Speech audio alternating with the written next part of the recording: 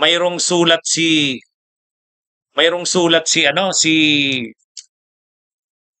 itong si Saldico. May sulat si Saldico na pinost, mga kabunyog. Pinost ni Saldico yung sulat niya. Ang sulat niya ay sulat sa PBBM, sa presidente. Pag binasa mo yung sulat ni Saldico, matindi yun. Dated February 2025. Mahaba. Bakit? Doon sa doon sa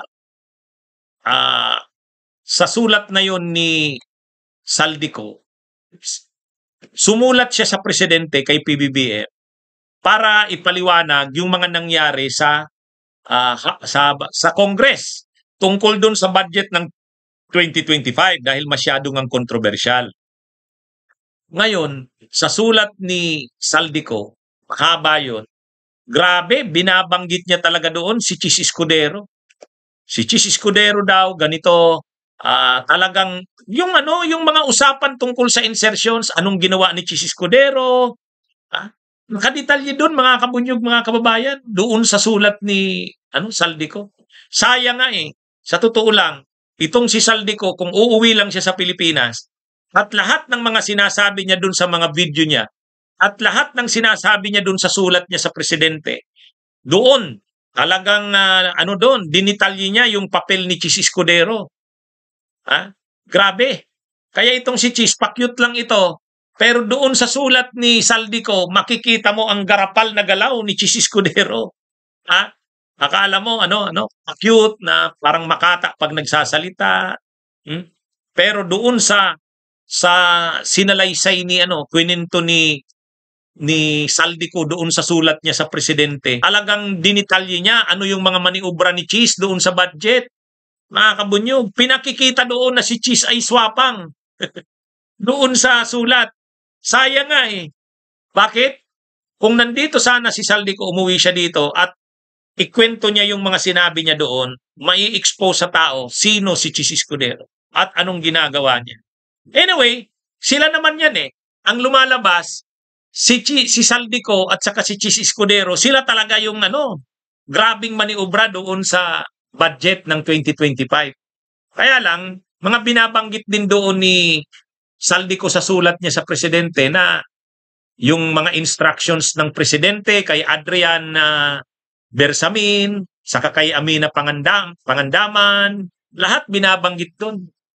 Actually, napakadetalyado ng sulat na yon. Ang kailangan doon sabihin ng presidente, talaga bang may ganung sulat si Saldico sa kanya? Kasi ang nakalagay February 2025 doon Tapos permado ni Saldico ay nakadetalye doon yung mga pinagdaanan tungkol sa budget nung budget ng 2025. Ini-explain niya ni Saldico doon yung side niya at side ng Kamara na sinasabi nilang hindi naman kami ang nagmamaniobra diyan sa budget na yan. Si Chis Escudero nagmaniobra. Dinitalye niya doon. Kaya lang, ang problema kasi, paano mo naman i-entertain yung sulat na yon? Wala yung gumawa ng sulat. Dapat umuwi siya dito. Yan yung mga kabunyog. Kaya doon makikita mo na ang mga nagmaniobra ay itong si Chis Escudero, grabe ang maniobra pala doon talaga sa budget na yon. Mga kabunyog, mga kababayan. Kung sa susunod kong mga discussions, kasi kailangan kapag diniscuss, mahaba kasi, ilang pages yun Ilang pages.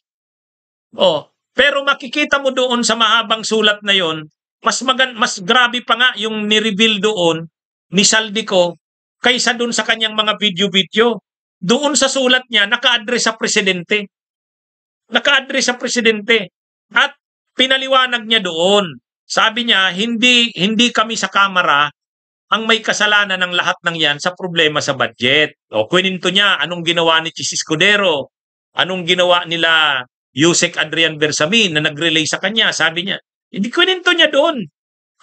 Kaya makikita niyo doon na ito talagang si Chis Escudero, napaka-patindi pala nito magmaniobra. Napakatindi magmaniobra. Yung malaking insertions ng mga senador, yon makikita mo doon. Ngayon, official na letter 'yon ni Saldico sa presidente ng Pilipinas. Shinare lang ni Saldico, pinost sa Facebook. Sabi niya, ito yung pinadala kong sulat sa presidente February 2025. Hindi natin alam kung ano magiging reaksyon ni PBBM doon. Una, totoo ba yung sulat na 'yon? Pero kung babasahin ng buo 'yon, makikita mo yung galawan, yung gapangan sa budget.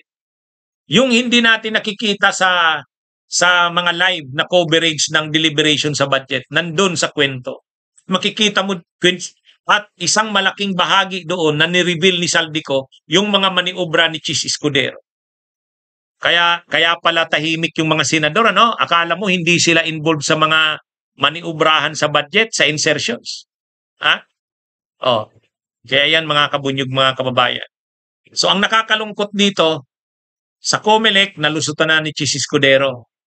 Ano pa kaya dyan sa ano na yan?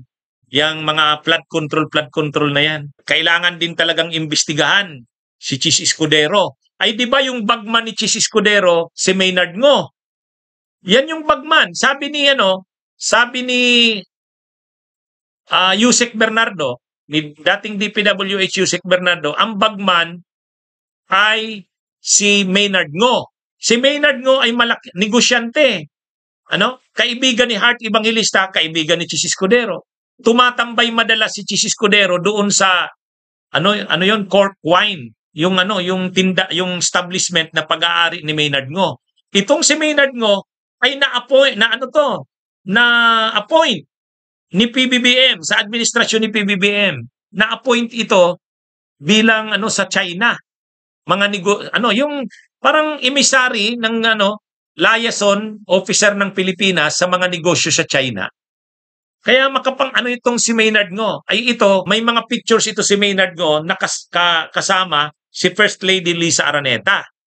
So close ito kay Lisa Araneta, close din kay Chis Escudero. Kaya di ba may panahon na itong si Chis, parang safe na safe siya na hindi matatanggal kasi parang suportado siya ng First Lady. Di ba may event nga sa Malacanang na kinuha pa mismo ni Lisa Araneta yung wine ni Chis Escudero. Ibig sabihin, close sila.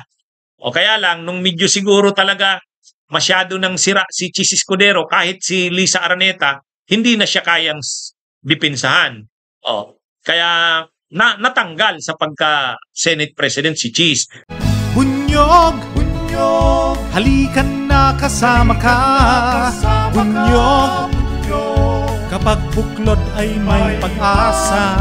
Luzon, Visayas, Mindanao, isa ang pananaw. Sa bagong Pilipinas ang bunyog isisigaw. Bunyog.